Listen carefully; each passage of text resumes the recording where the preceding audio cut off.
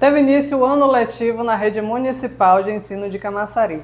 E para conversar sobre os desafios e tudo que remete à educação da cidade, nós estamos recebendo hoje a secretária de Educação do município, Neurilene Martins. Secretária, seja muito bem-vinda. Eu que agradeço o convite e é sempre uma alegria a gente poder falar para as famílias, para a comunidade, desse assunto que é tão importante, né, Sheila? Sem dúvida. Que é a educação que nos acompanha em todos os momentos. Exatamente. E eu queria, secretária, antes da gente falar, de 2024, que a senhora fizesse um balanço. Como foi o ano de 2023 na educação aqui em Camaçari? Então, o ano de 2023, todos os nossos municípios, enfim, nós vivemos aquele momento onde, de fato, a pandemia, a gente teve certeza de que a pandemia ali se encerrava. No ano 2021, 2022, estávamos ainda fazendo essa transição. Sim. E 2023 foi aquele ano inteiro, né? Foi. Um ano focado nas metas de aprendizagem. E para nós, assim, uma das principais entregas do ano 2023 foi o aprofundamento sobre os processos de ensino de aprendizagem. Então, nós tivemos a oportunidade ali ao longo dos trimestres de, Sheila, avaliar cada estudante, né? Ao longo do ano, avaliação diagnóstica, formativa 1, 2, 3, de modo que essa sequência de avaliações pedagógicas oportunizaram cada escola acompanhar os seus resultados, revisar suas metas e poder investir naquilo que é o coração da escola, que é a aprendizagem dos estudantes. Ao lado disso, a gente destaca também os movimentos de formação e autoformação dos professores, a partir do nosso projeto do Sistema Próprio de Ensino, que eu quero poder detalhar um pouco mais. Tem a ver exatamente com Camaçari, tem um sistema próprio, com seu material didático, com seu sistema de avaliação, com diários online, com os cadernos pedagógicos de língua portuguesa, matemática, ciências humanas, ciências da natureza. E a gente não pode deixar de destacar o grande amor que foi a ação do inglês, né? Sim. Nos anos das crianças pequenas, né? Do ensino fundamental, do 1º ao 5º ano. Hoje mesmo, eu ouvindo numa reunião com o vereador Júnior Borges, a gente conversando sobre essa questão do inglês e como várias oportunidades das nossas vidas, né, sejam acadêmicas, sejam de entrada em cursos no exterior, sejam de trabalhos dentro do Brasil, sejam em trabalhos aqui na costa de Camaçari, na sede, estão atravessados exatamente por essa competência de falar inglês. Sim. Então, instituir inglês do 1º ao 5º ano, juntamente com a educação física, foi uma ação extremamente importante, estruturante, na perspectiva de uma educação integral e integrada. Então, ano passado, os meninos já fizeram aí o Dia das Mães, e dos pais e da madrinha, enfim, com poesias e cantorias em inglês. Ah, que maravilha! E eu acho que isso é extremamente importante também, até por Camaçari ser uma cidade turística, né? Então é importante que as crianças já desde cedo tenham esse contato com a língua inglesa, com outros idiomas, para poder até no futuro receber essas pessoas, trabalharem e receberem essas pessoas. Outra coisa, secretária, que eu não me lembro se foi implantado nesse ano de 2023, a senhora me corrija.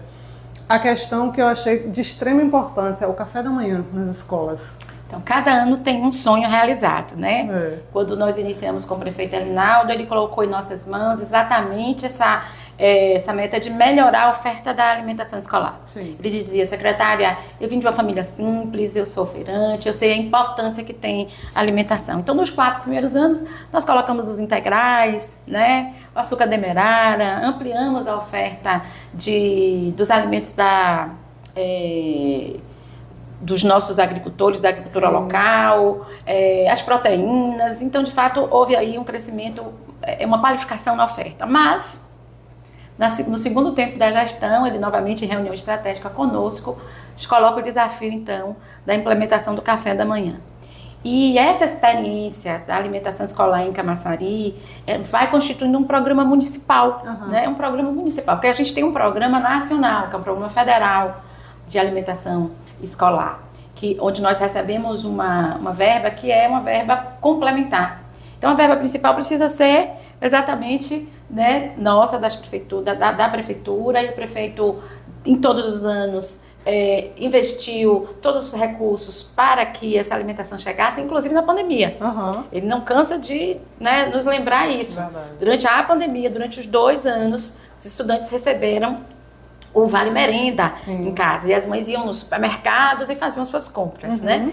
Então, quando nós iniciamos ali o segundo tempo da gestão, logo depois, assim, na volta às aulas, ali depois da pandemia, a gente já começou a instituir progressivamente o café da manhã nas nossas unidades. E ao longo do ano passado, nós fizemos isso em 100% das unidades escolares e fomos também construindo uma tecnologia, né? Seja desse café da manhã para as crianças bem pequenas, esse café da manhã para as crianças ali dos anos finais, para os adolescentes e para os adultos. Então, a gente teve tempo também de adequar essa oferta, né? Considerando os diferentes ciclos, né, etários e também as necessidades alimentares especiais. Para 2024, nós vamos ampliar esse estudo sobre os estudantes com necessidades alimentares especiais.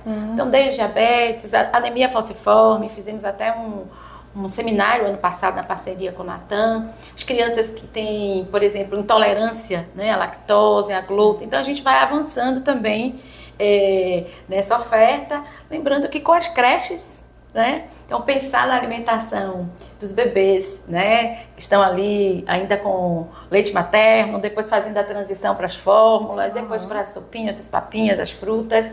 Ganhamos também aí expertise com a inauguração da creche Linaldo da Silva, com a ampliação das vagas das crianças bem pequenas nas nossas demais unidades escolares. Então, o café da manhã, o inglês na escola, a tecnologia de avaliação institucional com metas e com apoios pedagógicos e a escola de verão.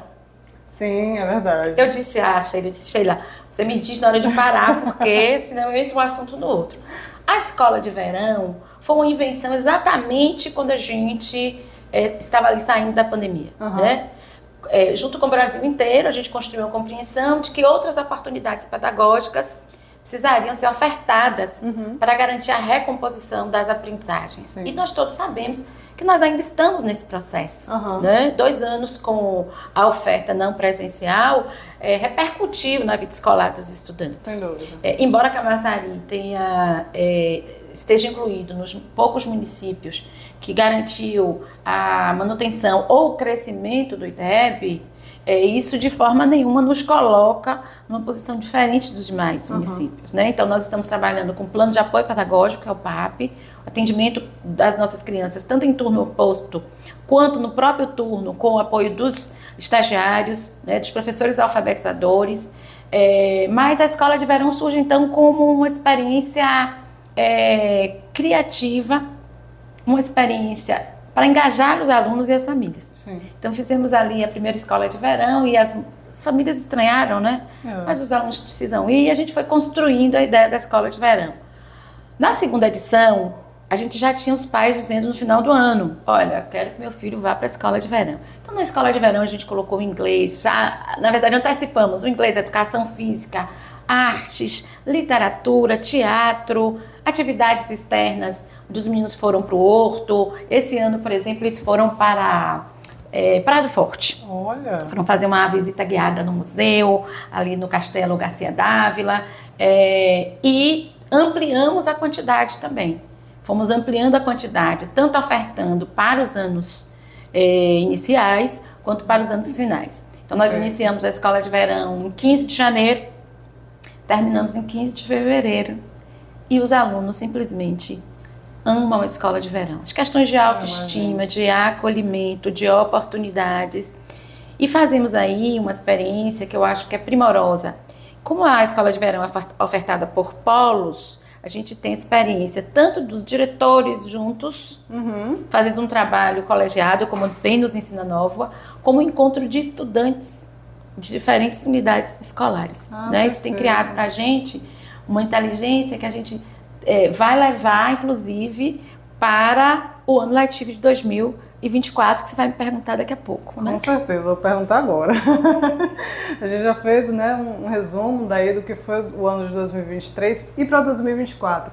Como foi a questão das matrículas? Houve um aumento no número de alunos ou não?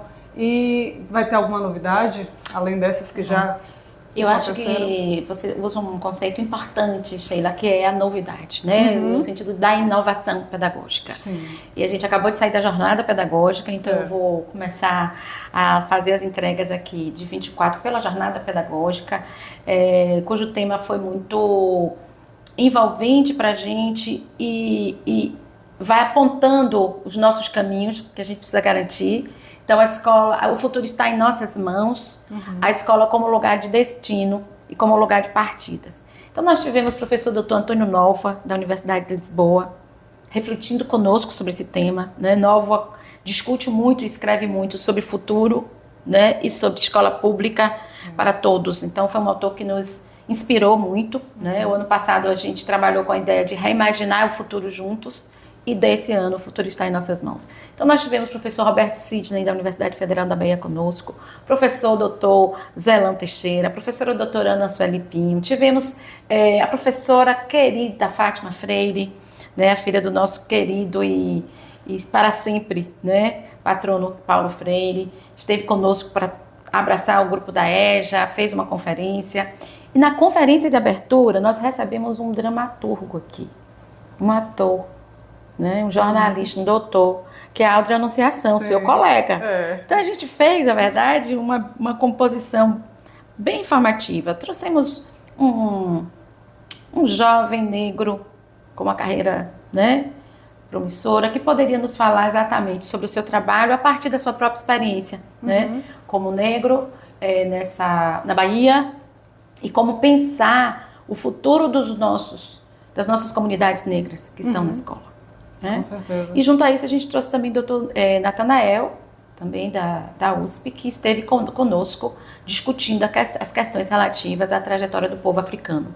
Então tivemos aí uma discussão mais ampla sobre educação antirracista, né? E através de livros. Então nessa jornada os professores receberam o livro de Djamila Ribeiro, que é o pequeno manual antirracista. Inclusive ela não veio para a palestra, mas mandou para a gente um vídeo, abraçou todo mundo. O livro de Aldrin, que é Pretamorfose, e também entregamos o livro de Fátima Freire, Uma Vida Marcada pela Educação. Então essa ideia é que a formação de leitores precisa estar tanto no campo pedagógico da sala de aula, como também no campo da formação dos professores. Então professores como leitores, formando uma comunidade leitora, né? E os temas atravessados aí exatamente por essa educação integral, inclusiva, antirracista, e que garanta que todos os alunos estejam na escola e que a partir da escola eles possam alçar voos. Então, dentro da jornada, esse ano a gente teve uma ideia muito bacana, que foi trazer os estudantes como monitores. Olha. Então, os estudantes que passaram no IFBA, os estudantes que foram medalhistas na área de matemática, na área de língua portuguesa, na área de esportes, foram esses estudantes que compuseram nossa equipe de monitores e que estiveram o tempo todo na jornada pedagógica, recebendo os professores. Para quê? Para a gente lembrar qual é a missão da escola pública e de que partidas nós estamos falando. A gente precisa acolher esses alunos para eles poderem ter seus projetos de vida. E como eu tenho me repetido sobre isso, né? Um filósofo o nome dele é Bernardo Toro, né? Colombiano, que ele diz pra gente, ele estava no seminário ano passado de alfabetização, que o prefeito estava também com a primeira-dama, que a escola precisa ser mais parecida com o sonho das famílias. Então é preciso que a gente esteja mais perto das famílias. A escola de verão nos dá muitas pistas sobre isso. Né? É um projeto onde a gente está o tempo todo com as famílias, e agora a gente vai encerrar a escola de verão com um fórum de famílias. A gente sempre faz isso, a nossa 3ª edição. Então a jornada foi esse ponto de partida, foi esse ponto de chegada pra gente. Recebemos ali cerca de quase 3 mil servidores não docentes, né? Recebemos aqui a professora Joelice Braga, que junto com a professora Aruana fizeram um acolhimento e uma palestra sobre comunicação não violenta, né? Nas escolas. Os servidores não docentes prestigiaram, estiveram presentes, já pediram que a gente faça de novo no meio do ano. Então, no conjunto, eu acho que foi um momento de acolhimento, sim, porque os desafios impostos à escola são muitos, e é preciso que nós tenhamos uma comunidade de aprendizagem alinhada, tanto na perspectiva do que a gente precisa garantir e também se sentindo acolhida. Então, eu acho que a primeira fala minha é agradecer a todos os servidores da educação que estiveram na jornada pedagógica de Camaçari, Futuro em Nossas Mãos, a escola como lugar de destino de partida, e que transformaram esse espaço-tempo em local de acolhimento, de aprendizagem, de celebração e de compromisso com a escola pública, porque na verdade a jornada agora que começa, né? Então eu acho que o primeiro comentário que faço é sobre a nossa jornada pedagógica e agradeço aos servidores pela fraternidade com que participaram. E a gente não vai poder deixar de falar em 2024 das creches. Sim. Né? As nossas creches, o prefeito trabalhando aí bravamente, né, para garantir todas as condições, do ponto de vista da finalização das obras, né? Todos acompanharam e sabem que em 2018 todo o governo trabalhava para fazer essa entrega das 6 creches. Né? Em 2019 a gente já tinha ali as obras, né, acontecendo e fomos interditados pela pandemia. Né? Claro. Muita luta, muitas providências jurídicas, muito reequilíbrio de preço, muita discussão, muito diálogo conduzido pelo prefeito. E o ano passado a gente inaugurou a creche Linaldo da Silva, que é uma creche referência, não é, para a nossa Bahia, na verdade. A creche Linaldo da Silva é uma creche que foi construída dentro do programa Pro Infância, que é um programa, Sheila, criado em 2008. Sim. Então é um programa antigo. Né? Mas só ali em 2018, o prefeito, com todas as tratativas com o MEC, em Brasília, porque ele se movimenta, né? Nós com a habilitação do PAI em Camaçari, então a gente começa aí esse ciclo de creches, que ficou demorado por conta das questões da pandemia. E é uma creche que todos nós entramos, não tem ninguém que entre naquela creche que não saia encantado, né, com a qualidade dos espaços, né, as interações que as crianças fazem ali. A gente recebe, então, 188 crianças em tempo integral. Sim. Né, e numa perspectiva de uma educação integrada. Eles fazem 5 refeições, né, maravilha, diariamente, com espaços para as interações, para as brincadeiras e com volta às aulas, que é uma política da educação pública de Camaçari, que eu tenho certeza que independente, né, do secretário, da secretária, isso já é patrimônio dessa comunidade, né? Então é o kit individual, é o tênis, né, toda a parte de fardamentos, né, seu kit chuva. Então essa invenção de uma infância, né, que precisa ter seus direitos garantidos, é uma temática importante, que vai apontando tanto como histórico, né, da oferta, como também para a gente poder pensar nessa escola como lugar de destino para essas crianças. Então, uma grande entrega, né, Deus já concedeu, né, essa graça, já abençoou o trabalho todo feito no sentido de professores, recursos humanos, a gente está trabalhando nos mobiliários, e o prefeito, então, né, se prepara para inaugurar duas creches, né? Tem alguma previsão? Ao mesmo tempo. Vou aqui já compartilhar com você, dentro do planejamento estratégico, no mês de abril, né, nós estamos com a previsão, né? São quase 400 vagas. Nossa. Integrais. Importantíssimo. Então, nesse momento, a gente tem a creche de Catu de Abrantes, maravilhosa, né? Você entra ali em Catu e você já vai vendo as crianças, né, no colo das famílias, você vai descendo ali para chegar, quando você chega embaixo ali no terreno, aquela creche, né, que toma conta da nossa visão, e ela é, gente, uma réplica da creche Linaldo da Silva, né? Então tem aquela mesma estrutura, o mesmo tamanho. Na primeira parte, nós temos só a ala dos bebês e a parte administrativa, a cozinha, a parte do refeitório dos funcionários. Temos uma grande área externa, e aí do lado esquerdo você então tem as classes dos meninos do G1, G2, G3, G4 e G5. Estamos trabalhando bastante, né? É um investimento essencial para a infância. Sem dúvida. Teremos então a Pedro Bonfim, né? O nome do seu Pedro, Seu Pedro é um morador muito querido de Catu. Nós fizemos um café da manhã aí sob a liderança do vereador Dedéu, e nós tínhamos ali toda a família de seu Pedro, né? Inclusive uma criança pequena, que na hora das conversas, das falas, né? Ela disse, eu quero falar. E aquilo me marcou profundamente, porque o lugar da creche é exatamente esse. É mudar os destinos das nossas crianças, para que elas possam ser quem elas quiserem ser, né? Em suas expressões, em seus movimentos. E a gente sabe como é importante essas crianças pequenas não estarem, né, desassistidas. Com certeza. Né, não estarem correndo riscos fora da escola. A escola é o lugar mais seguro. Exato. E aqui na sede a gente tem a Eunice, a professora Eunice, a querida professora Eunice, né? Cujo nome eterniza a vida dessa educadora e, portanto, faz essa homenagem a todas as professoras de Camaçari. Também com a mesma, do mesmo tamanho, é tipo A, e nós faremos, sei lá, a questão da matrícula. As matrículas serão feitas a partir de uma portaria especial.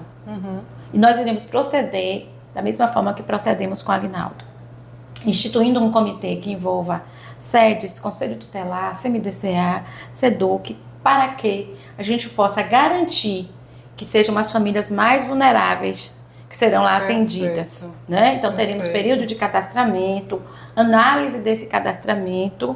A partir daí nós teremos um estudo sobre o número de vagas, de oferta e a demanda, e onde houver necessidade nós faremos um sorteio público, como fizemos também na Aguinaldo. Então a comunidade me manda várias mensagens, não é? Ela está pronta, né, para viver esse processo que é transparente e democrático das matrículas, e nós sabemos que, ao garantir que sejam os moradores daquele bairro e que sejam os moradores em maior vulnerabilidade, aí sim nós estaremos ofertando educação com equidade.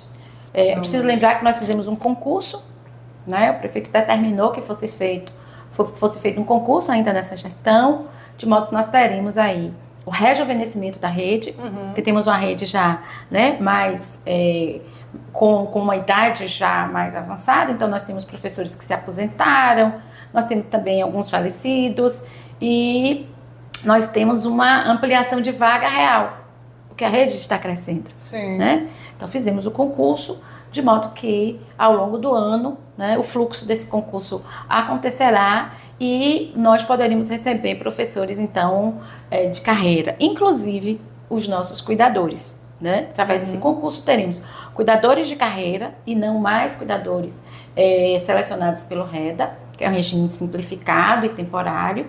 Teremos psicólogos na rede, Maravilha. Assistente social, né, cumprindo aí o que determina a nossa legislação maior. Então, acho que dentro desse segundo ciclo, né, primeiro eu falei da jornada, que foi esse momento de encontro mesmo de todo mundo, de alegrias, enfim, de estudos e reflexões, e no segundo momento a questão da educação infantil, do direito das crianças poderem estar na escola desde muito pequenininhas e se desenvolvendo e aprendendo através das interações e das brincadeiras, sendo alimentadas, né, de acordo com toda a segurança nutricional, com seus sapatinhos, com suas sandálias, com suas roupas, né? Secretária, a senhora falou sobre a jornada pedagógica. Durante esse momento, claro que os professores estão lá na jornada, eles recebem orientações para lidar com as questões de violência dentro da escola, para lidar com as questões de crianças com problemas, com distúrbios. Como existe esse momento na jornada, ou em que outro momento esses professores são preparados para lidar com essas questões? Essas são questões bastante complexas, e óbvio que não é numa jornada ali, em um turno, 2, que os professores irão aprofundar esses temas. Mas, sem dúvida, a jornada ela precisa ser um grande guarda-chuva que aborde e que sinalize e que mobilize esses educadores para essas temáticas que serão aprofundadas ao longo do ano, seja nos espaços formativos, né, oferecidos pela Secretaria de Educação, seja no contexto da escola, e seja também nas oportunidades formativas que os próprios professores buscam. Então, nós temos professores fazendo suas especializações, seus mestrados, seus doutorados, que é uma formação aqui acadêmica. É no contexto da escola, né? Que é esse espaço de aprofundamento de estudo e também das formações da secretaria. Mas eu gostaria de trazer aqui, eu acho que você nos ajuda a pensar muito, Sheila, sobre um conceito que é o conceito da diferença.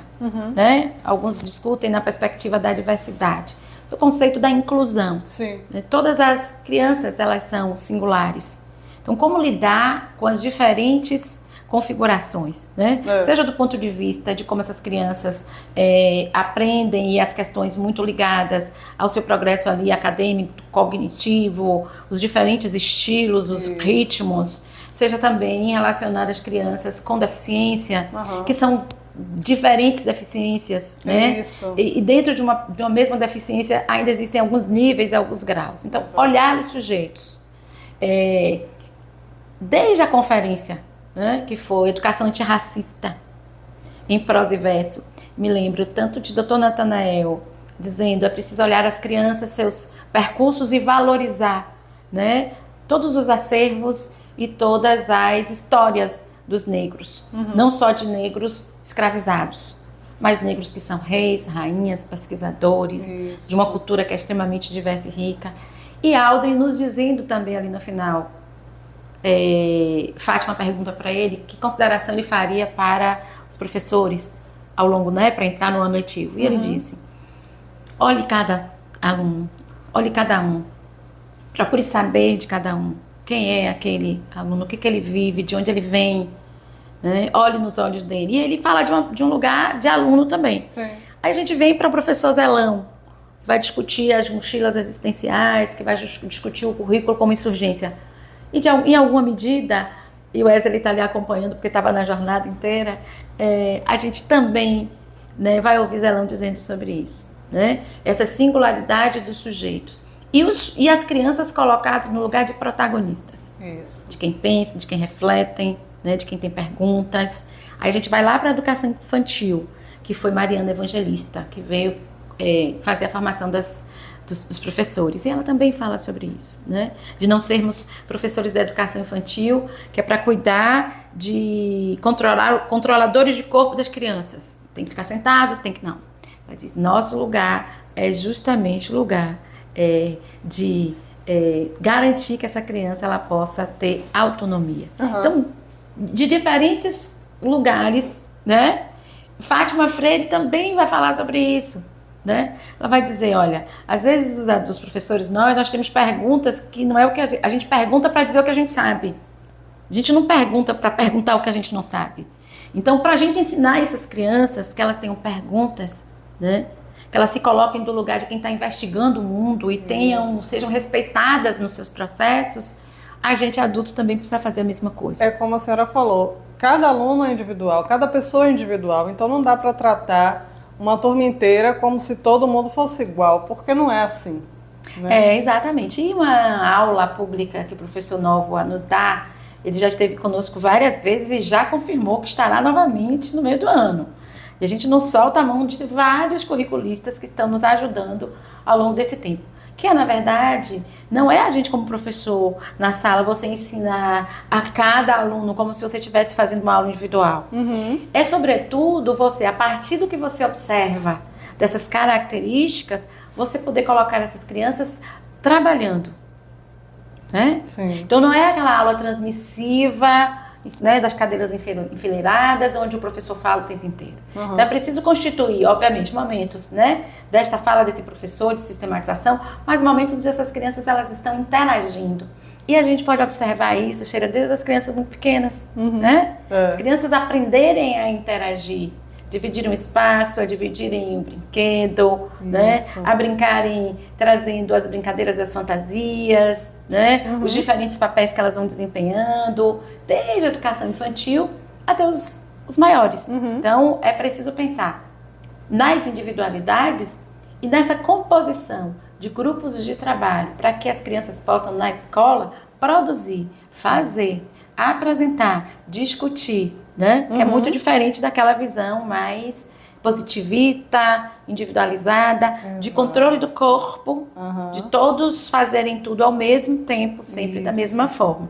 Então, isso tudo tem sido também discutido e estudado pelos professores também em suas iniciativas pessoais. Nós temos muitos professores nesse momento fazendo, como eu disse, suas especializações, enfim, seus estudos. Mas um destaque deverá ser dado para um material que é produzido, então, já está produzido, que são os cadernos pedagógicos de Camaçari, que integram um sistema próprio de ensino. São cadernos de matemática, de língua portuguesa, de ciências humanas e de ciências da natureza. Então, são 4 volumes que os alunos do primeiro ano, do segundo, do terceiro, do quarto e do quinto receberão. E aí, Sheila, talvez me pergunte, mas qual a diferença desse material e o material que o MEC envia? São os livros didáticos. Tem uma diferença incrível, primeiro porque os livros encaminhados pelo PNLD, que é esse plano nacional do livro didático, ele é o mesmo livro para todo o Brasil. Né? Então você vai dizer, olha, então é um currículo mais generalista, né? Seguindo a BNCC, mas mais generalista. Os nossos cadernos pedagógicos, eles entram como um material que é complementar, material forte, no sentido das territorialidades. Então, nesses cadernos, os meninos vão poder ver Arempepe, né? Vão poder estudar ciências, vendo as fases da Lua, olhando o céu de Jauá, né? Vão poder ver a nossa feira, o polo, a cordoaria, né? O nosso beiju, as beijuzeiras, as músicas daqui. Então, são cadernos que vão fazendo essa relação entre o nosso território, ele é local e ele é global. Sim. Porque não tem quilombo só em Camaçari, né? Então vai fazendo essa relação, como diz bem o professor Roberto Sidney, que ele usando esse conceito de local. Todos os cadernos, então, em suas páginas, os nossos estudantes poderão se ver. Porque ali estarão as suas histórias de vida dos seus ancestrais, das suas famílias. Então, a gente também considera que esse é um material que, sendo implementado, processos formativos, de discussão na escola, de criação desse miudinho, naquilo que vai adaptar aquela sala de aula, que é diferente, a sala lá da Cordoaria é diferente da sala do Maria José de Matos. Então, pensando nessas singularidades, esse é um material, e esse material está pronto. Ele foi produzido, são 40 cadernos pedagógicos, 20 para os professores e 20 para as crianças, e será distribuído também dentro desse semestre. Já estão indo para a impressão, e esse é um material que é patrimônio de Camaçari. Né? Não é um material que a gente vai ter que, como a gente compra os livros do Aprova Brasil, a gente compra, né, tem que fazer a compra de novo, não. A gente tem o nosso material e cada ano agora a gente vai precisar apenas reproduzir e, de quando em vez, revisar.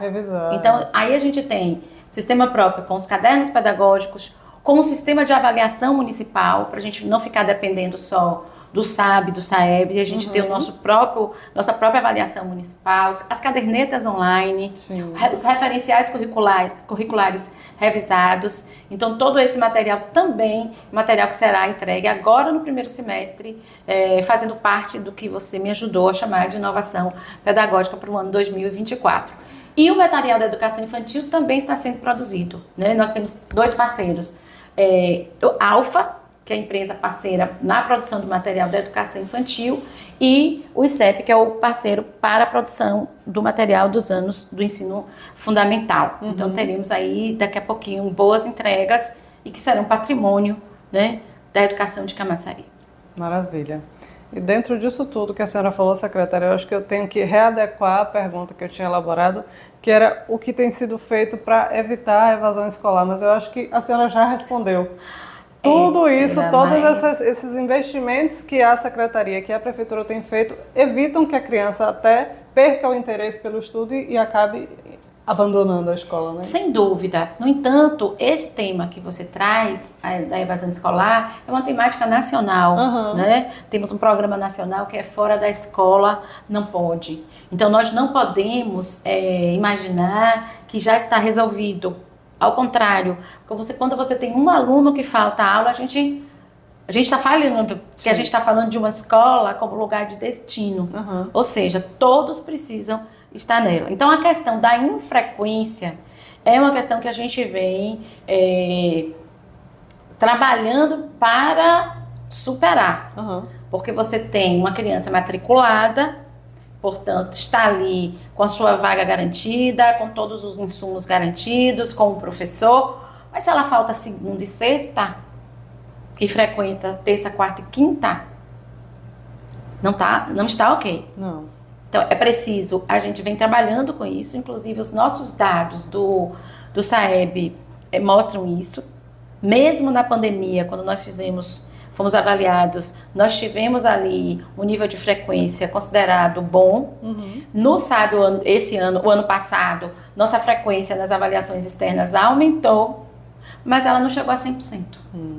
Então, ela precisa chegar a 100%. Então, a busca ativa, né, é uma ação diuturna e que é realizada diretamente pelas unidades escolares com o apoio da Secretaria de Educação.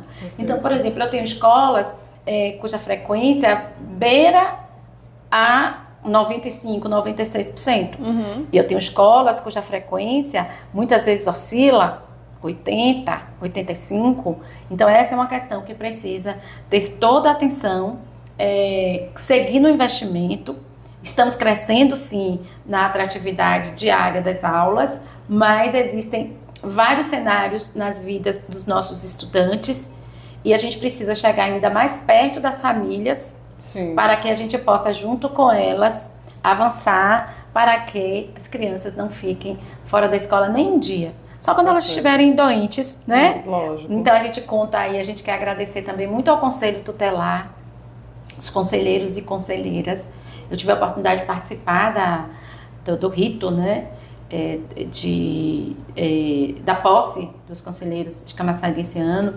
Então, são os queridos que trabalham diuturnamente e estão sempre conosco, né, para fazer também junto conosco as tratativas com as famílias. Então, olha, se há trabalho no final de semana dos pais, eles precisam voltar no domingo e segunda-feira as crianças precisam estar na escola. Então, as diretoras ligam, né, fazem também visitas nas residências, fazem reuniões de pais.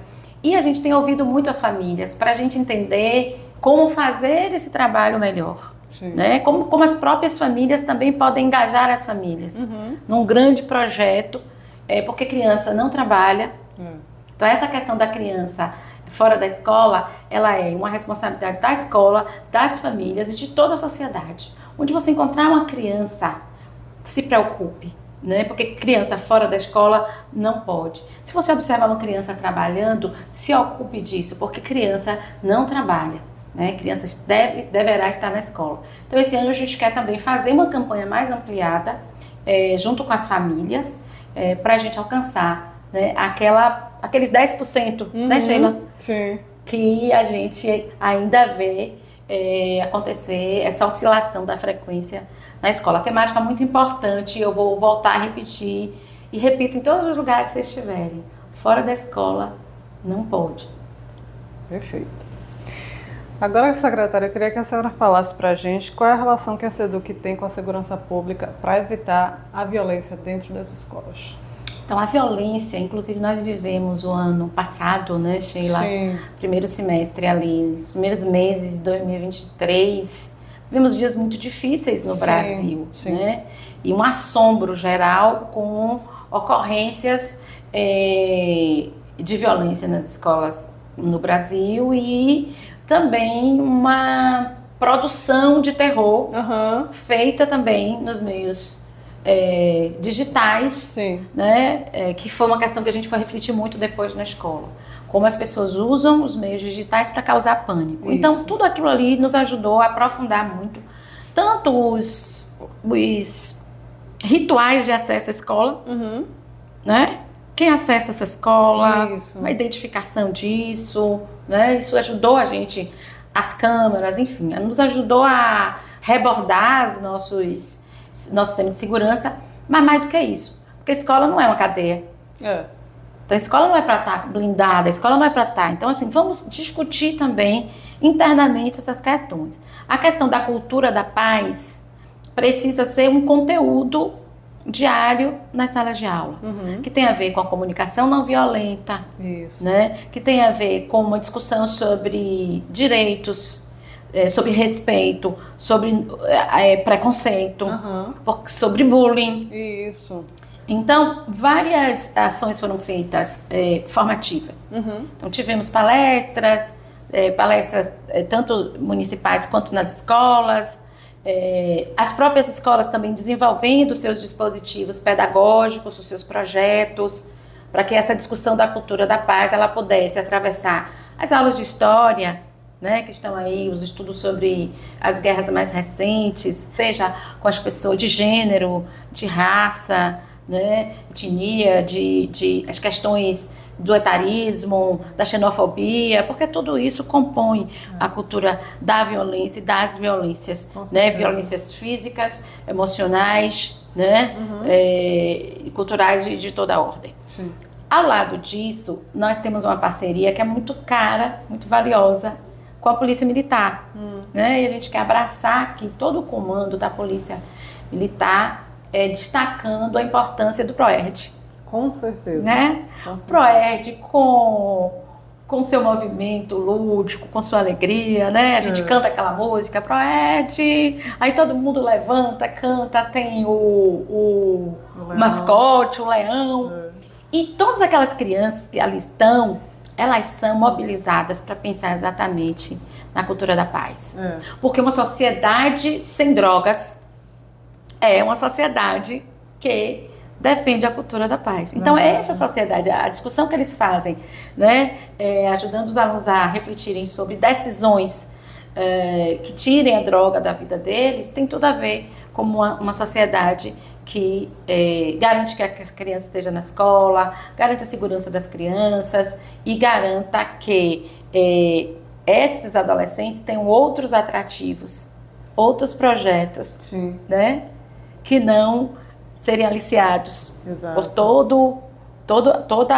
a oferta que se tem em torno das drogas. Aí há toda uma discussão, que às vezes a pessoa diz assim, mas eu não tenho nenhuma responsabilidade sobre isso. Mas todo mundo que faz ali o consumo, que faz um aporte, está atuando nessa sociedade, né, que nos deixa às vezes tão tristes com a perda dos nossos estudantes.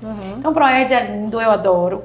Já fizemos várias formaturas aqui em Camaçari, já levamos os nossos meninos lá para Concha para fazer lá, fazemos a festa aqui na Cidade do Saber, fazemos na Costa, e a gente vê um trabalho organizado, ordenado, de um currículo que dialoga com o currículo da rede municipal. Então o PROERD é importante sim, e nos inspira sempre a pensar nessa discussão no dia a dia da escola.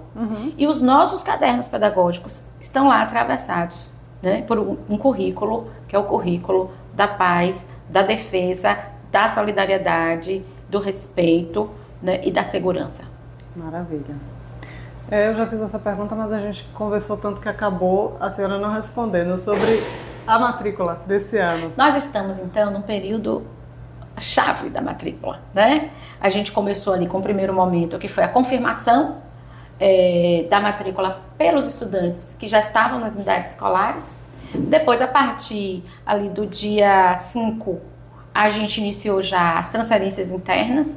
Lembrando que esse ano nós destacamos o primeiro dia da matrícula exclusivo para o atendimento das pessoas com deficiência, seja na confirmação, seja na transferência interna, porque na confirmação não, todos têm sua vaga garantida, seja na transferência interna, seja de alunos novos. E aí a última fase, Sheila, é de alunos novos.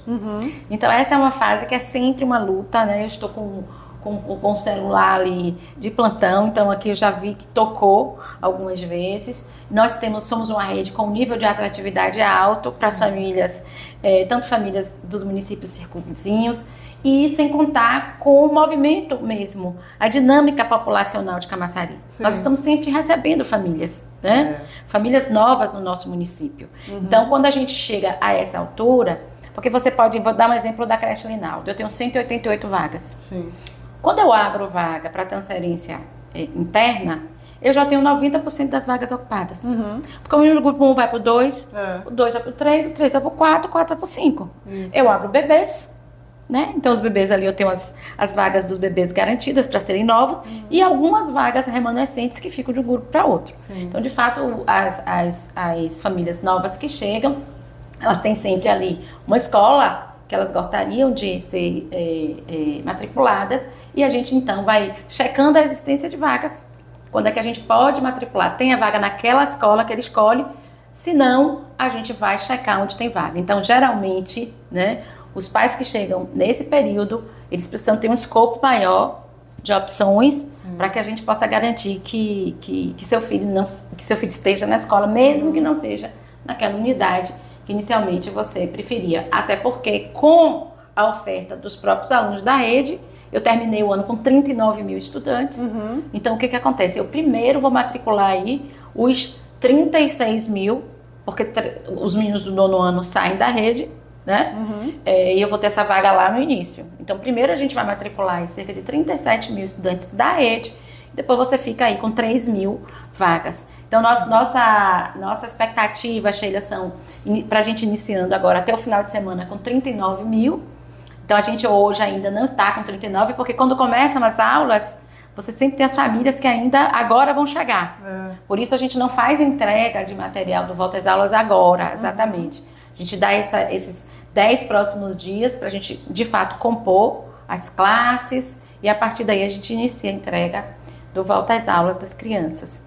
Então, dentro de 2024, ampliação de vagas da educação infantil, ampliação de vagas de tempo integral. Temos aí o planejamento estratégico da reforma do colégio lá em Monte Gordo, ex-Hermógenes. Então, a licitação já aconteceu, vamos fazer essa reforma, e dentro desse ano a gente ainda, nosso planejamento é a gente acolher lá as nossas crianças. Teremos ali uma oferta de 250 vagas parciais ou 120 integrais. Então, nós estamos fazendo um estudo da demanda do território com a intenção primeira de fazer a oferta integral. Vamos fazer esse estudo já com os dados da matrícula para tomar essa decisão para que o prefeito autorize aí esse funcionamento. Maravilha. Secretária, esse possivelmente será o seu último ano como secretária de Educação, né? Porque o prefeito vai mudar no final do ano, pode ser que seja do mesmo grupo, mas pode ser que ele mantenha ou não, convide outra pessoa para ocupar o cargo, né? Não a senhora. Então, diante disso, que balanço a senhora faz da sua gestão à frente da pasta durante esses anos do governo Alinaldo? Eu primeiro quero agradecer, né, imensamente, agradecer às famílias, né? Dentro da minha história de vida, eu venho de uma família simples, de uma família negra, de uma família totalmente encantada pela educação. Meus pais não conseguiram ter o direito à escola, né, como a gente, então eles lutaram muito para que todos os filhos estudassem. E eu fui estudar, eu sou encantada com o estudo, né? Eu não fiz meu pós-doc exatamente porque a secretaria é a minha grande paixão. Camaçari, né, é uma grande paixão. Então, durante esse tempo em Camaçari, eu não tive como terminar o pós-doc, mas fui estudando aquilo que é demandado de uma secretária, né? A gente não vem pronta, a gente vai se formando a cada dia, a cada momento, no enfrentamento de cada desafio, ao ouvir cada crítica, ao celebrar cada conquista. Por isso a minha fala é de agradecimento a toda a comunidade de Camaçari que me constituiu secretária, né? Eu digo sempre ao meu orientador, que é o professor Eliseu Clementino de Souza, que ele me conferiu 2 títulos, de mestre e de doutora. E eu sou eternamente grata a ele e ao NEB. Mas quero dizer que na minha vida foi Camaçari, né, que me deu 2 títulos. Primeiro, o título de cidadã camaçariense, né, que é para sempre.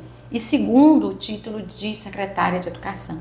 Foi aqui com vocês que eu fui aprendendo a cada dia, né, ser secretária. Então, levarei daqui essa experiência e essa oportunidade de me constituir a cada dia uma pessoa melhor, né, entendendo mais sobre a vida, entendendo mais sobre a mim mesma e entendendo mais sobre a escola pública. A escola pública é meu lugar de destino, é o meu lugar de partida. Então, só agradecimento. Eu acho que os ciclos, né, são muito bonitos. Eles precisam se fechar para outro ciclo se abrir. E é muito importante que o trabalho de cada secretário que passe na secretaria seja pensando exatamente que esse ciclo vai ser concluído. E que nós estamos fazendo uma política de Estado, Sim. não uma política de governo. Por isso a gente precisa institucionalizar. Então, o café da manhã, institucionalizado. O material pedagógico, né, com a cara de Camaçari, institucionalizado. Isso. Os referenciais municipais institucionalizados. Porque essas entregas, elas não são do prefeito, Elinaldo, elas não são da secretária, elas são da comunidade de Camaçari. Então, eu acho que o esforço precisa ser fazer um ano profícuo e entregar o nosso melhor para que, no próximo ciclo da gestão administrativa, pegue daquele ponto e vá para o outro. Né? Então, meu desejo é que a próxima secretária, o próximo secretário de Educação, seja muito melhor que eu, porque aí ele vai conseguir pegar de onde a gente deixou, né? E dar um salto.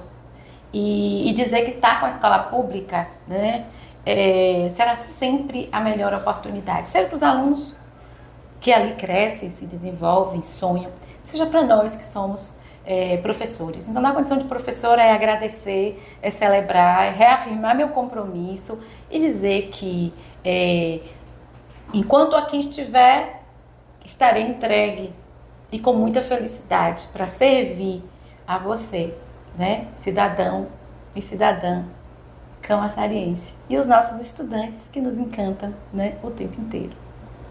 Maravilha. Muito obrigada, secretária, pela entrevista. Gostei muito. Queria até conversar mais, mas senão a gente vai ficar aqui até a noite. Parabéns pelo seu trabalho à frente da Secretaria de Educação, a gente já vê a mudança. E boa sorte nesse último ano. Muito obrigada, né? Tem uma música de Caetano que ele gravou com Douglas, que a gente tem gostado muito, que ele diz assim, né? Preciso conhecer mais de Deus, porque Deus é quem cuida de mim. Então Deus é quem cuida de nós todos. E que a gente esse ano, a gente também se ocupe de conhecer um pouquinho mais de Deus e de colocá-lo em todos os nossos propósitos, né? Camaçari, nosso lugar no mundo é aqui. Direitos humanos, diversidade e felicidade. Então é isso. Muito obrigada, viu? Obrigada.